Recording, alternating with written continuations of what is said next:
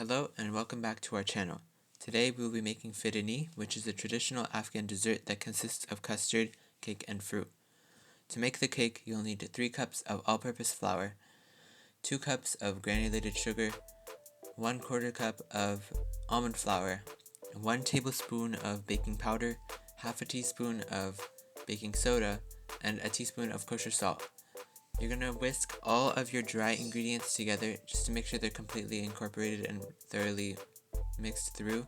That's to avoid any just having like clumps of sugar once you're mixing in your wet ingredients.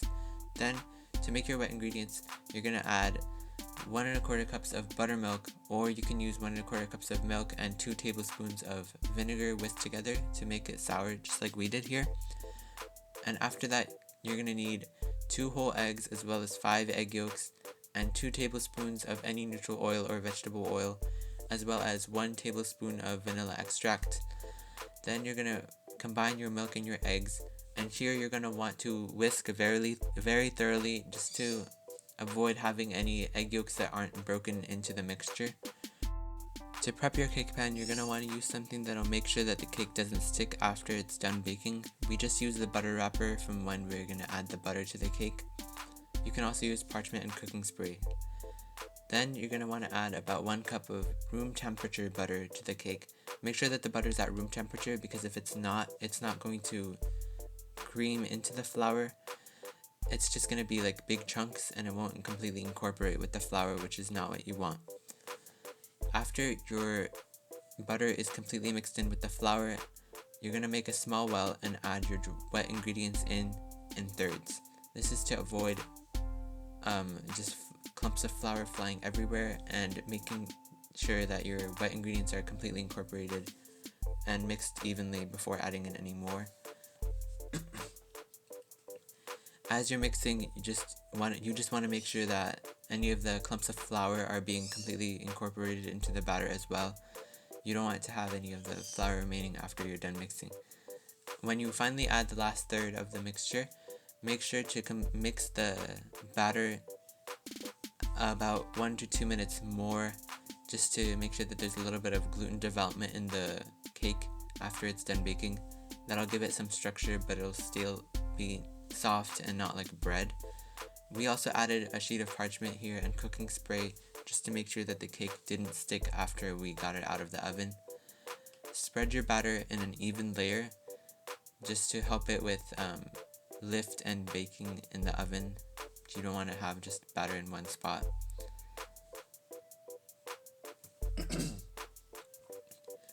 You're going to bake this in an oven at 375 for about 45 to 55 minutes. In the meantime, get your fruit ready for the bowl. Here we just use a cup of strawberries, a cup of blackberries, and a cup of raspberries, as well as 2 bananas, 2 apples, and 3 kiwis. You can use any fruit you like, but these fruits are just good for decoration as well as tasting good with the cake and custard. You can slice your fruit up any way you like. It's going to be used for decorating the outside of the bowl. We kept the strawberry ends to use for the filling of the bowl rather than the outside, because they don't look as good. Make sure to have a sheet tray ready.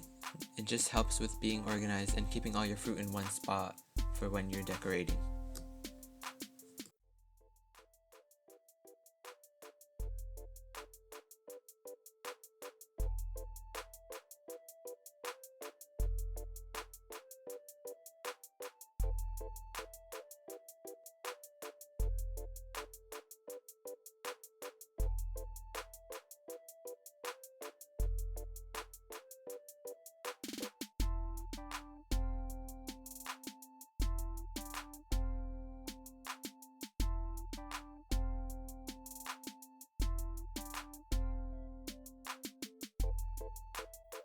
After your cake comes out of the oven, just insert a cake tester or toothpicks into it just to make sure that they come out clean without any crumbs attached to them. That's how you know that the cake is completely done.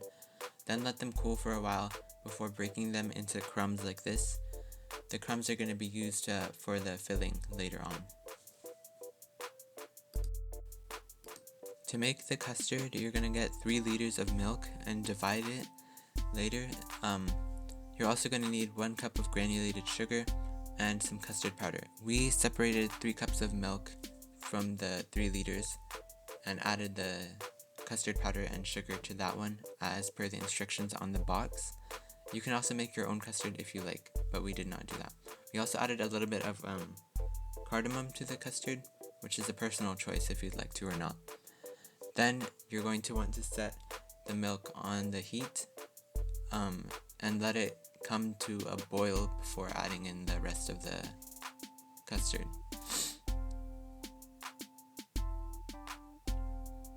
In the meantime, you're going to want to get your bowls ready because when the custard is done, you're just going to pour it straight into the bowl and let it chill in the fridge. We just decorate using the cake and the fruits however you like. We did it like this using the sliced fruits that we had. And then you're going to use the fruit that you set aside from decoration as the filling of the cake. Here we use the strawberry bits and apple and extra blackberries and raspberries that we had, and then top it with another layer of the cake crumbs and just keep repeating until you have just the top left for the custard. You can also slice up some kiwi or whatever other fruit you're using. After the milk has come to a boil, you're going to add in all of the 3 cups of the custard.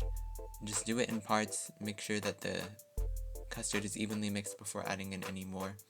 It might get a little bit thick at the bottom, so you're just going to want to pour it completely in. And then cook until the custard has thickened, and you can also taste test just to make sure that the custard tastes as good as you like it. Keep mixing to avoid any clumps or just bits that develop, and make sure to keep going until it's very thick like this before pouring it into the bowls. And then after you pour it into the bowl, you're going to want to let it sit at room temperature until the custard has set. Then you can set it in the fridge or just eat as is if you like it warmer. And you can also top for decorations. We used chopped and smashed walnuts, as well as the blackberries and raspberries that we had left over from the fruit. Here we just made a circle of the raspberries and then put the blackberries in the middle. And then around that we used the chopped walnuts. And that's it. We hope you enjoy this recipe and let us know what you think about it. Thanks for watching, and remember to like, comment, and subscribe.